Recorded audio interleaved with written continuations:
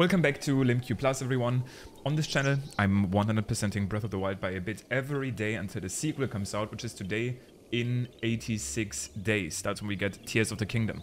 Also, happy Valentine's Day, gamers. Look, I got this flower just for you, this cool Saflina. I am spending my Valentine's Day this year with the Koroks, you know? Definitely could choose to spend it with anyone, but, you know, Koroks are great. Anyway, let's get into the actual video, which today I want to talk about something that I've talked on this channel before. I talked on my main channel before. In fact, this was actually basically the first time I've ever done any sort of theory crafting content on my main channel. And this was just after we had seen the first kind of like big trailer for Tears of the Kingdom. We didn't know the name back then. It was just known as the sequel, and that was the first time we saw the Flying Islands. Basically, the second trailer they've ever made. Now, in this trailer, we had seen the Sky Islands, we had seen Green Tunic Link, and I already thought back then, this seems very much like time traveling. We had also, obviously, in the first teaser heard the reverse music, which is something that may hint towards time travel. I always thought the Green Tunic Link looks kind of like ancient. He looks like someone from the past, and to me, that always made sense. I think I even back then theorized that the title had probably something to do with past, because back then, I don't know if you remember this, Nintendo actually said, yeah, no, we can't leak the title of the game yet, it's gonna tell you too much about the story of the game. So I was pretty sure back then that the title is probably gonna be something like Kingdom of the Past or Hero of the Past or something like that. Let's see if we could actually get this boulder in there. And in my theory back then I already had said Tears of the Kingdom or Breath of the Wild 2 will likely play in the past, or at least partially play in the past. Maybe there's gonna be two timelines. And this is the theory that I want to discuss today after the most recent trailer, because I'm honestly kind of confused about it and I don't know whether to believe it right now or not. I'll tell you why I think what I think and what I'm conflicted about too. Maybe some of you will actually help me clear that up. Maybe some of you have a better understanding of what's going on, but right.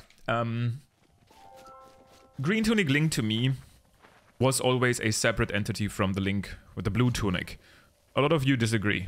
People in the past have told me, no, it's the same Link. Link has long hair. If you put on, for example, the Warm Meadow helmet, you can see that his hair is actually long.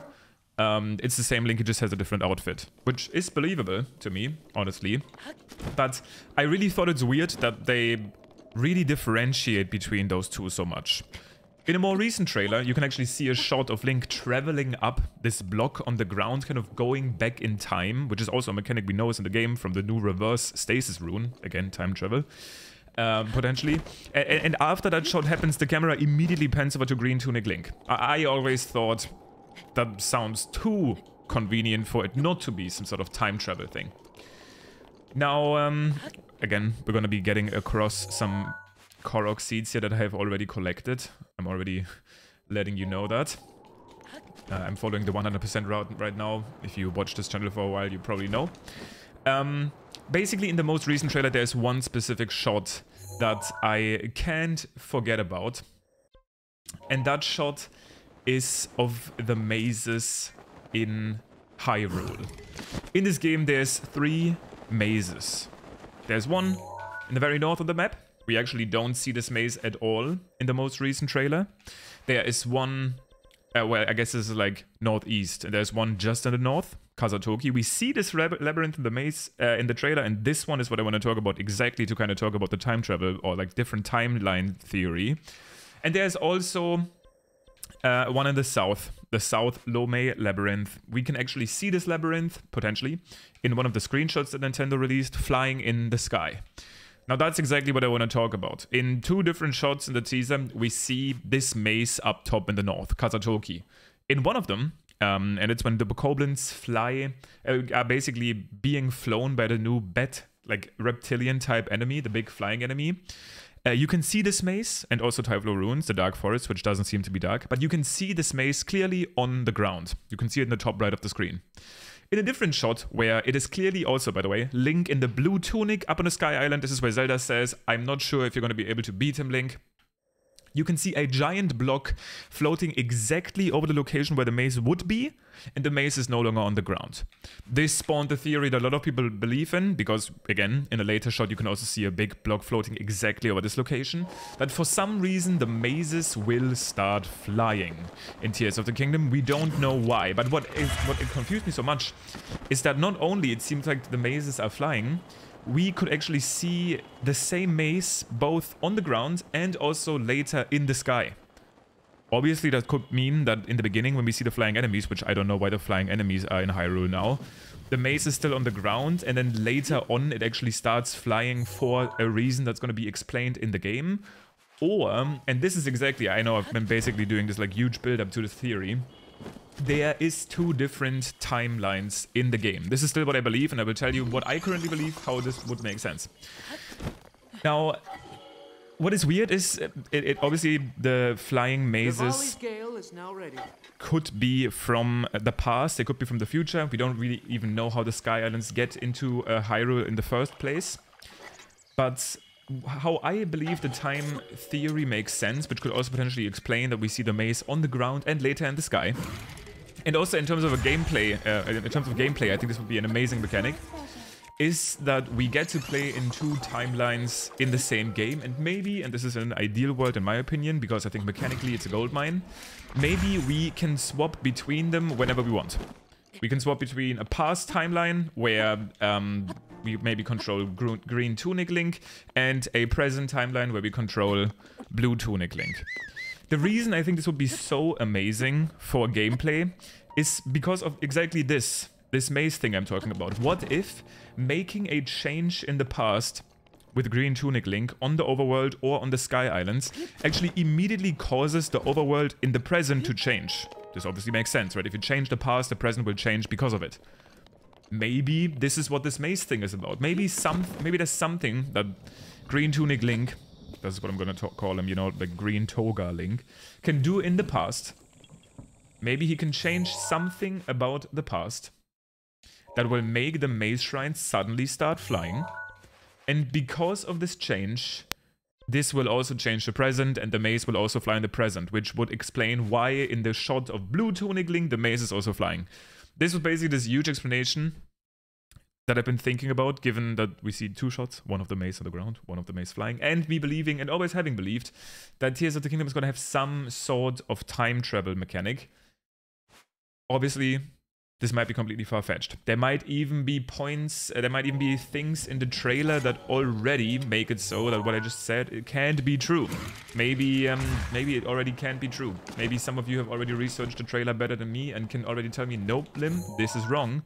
And I will tell you why, and I would love to hear that. Because I really still want this to be true. But obviously, so far, we don't have any confirmation. I think in terms of gameplay mechanics, there's this absolutely massive potential. Like, being able to solve puzzles by making changes in the past that will then reflect on the present, I think is just so cool in terms of gameplay. And I think it would potentially add a lot to the game. But I'm sure that's not a route that they have to take. Now, I will get this Korok block done, and because I've been mainly focused on explaining today, I haven't actually made much progress. I will try to at least reach 68% on the map marker right now, but I also wanted to briefly tell you that after ranting about this time travel theory and explaining you why I think this is still a mechanic in the game, I will probably end this here at 68%. But I also wanted to tell you again, and I kind of teased this yesterday, because I'm not going to be here on the weekend, I will actually have to pre-record quite a few videos tomorrow. So if there's for some reason any changes, any announcements in the next 4 or 5 days, I won't be able to immediately comment on them, just so you know this. Speaking of announcements, I have also just uploaded a new channel, a new video to my main channel, which I will link in the pinned comment below. I would appreciate it if you checked it out. I teased that before on this channel as well. It's about basically ranking all of the shrines in Breath of the Wild. So if you want something to watch, this could be the place to go to. And last but not least, what I basically mean with potential announcements is something small. If for some reason Nintendo announces that the new Switch model, the OLED Switch, is actually real, which seems to be the case, in case if you've missed that, I guess I can briefly mention this too. There's been a leaked Nintendo Switch OLED edition for Tears of the Kingdom, and now if you actually look onto this leak more closely, there is a little icon on that Switch of like an egg that almost looks like a spirit orb in this game. We've seen that egg before in a trailer with this like Zonai-like, serpent-like creature in the sky that's on the shot there for a little bit. And that specific icon has never been shown before until the Collector's Edition was revealed, which was obviously after the leak of the OLED Switch. So with that in mind, it is now actually more likely that the Switch will be a thing. And if for some reason they announce, for example, the official release of this console version or any other announcements happen, I won't be able to comment on them in the next 5 days live, because tomorrow I'll have to essentially pre-record a bunch of content just to make sure that I don't run out over these next days while I'm gone, while I'm not here. Right. Looks like we need one more Korok. Let's grab this metal block on the tree.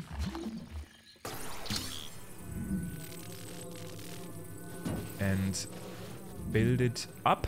We're gonna be at 68%, and then I'll try tomorrow basically to reach 70% while pre-recording these next 4 videos. That being said, there it is again. Thank you for watching. I hope you enjoy the rest of your Valentine's Day. Let me know what you think about the time travel theories regarding Tears of the Kingdom. And I will see you in tomorrow's video when there's only 85 days left. Nice number again. And before we know it, like once I pre-recorded all of these videos, we're already in the final 70 days. Crazy. Time flies. I'm excited. I know most of you are too. Thank you for watching again, and I'll see you tomorrow.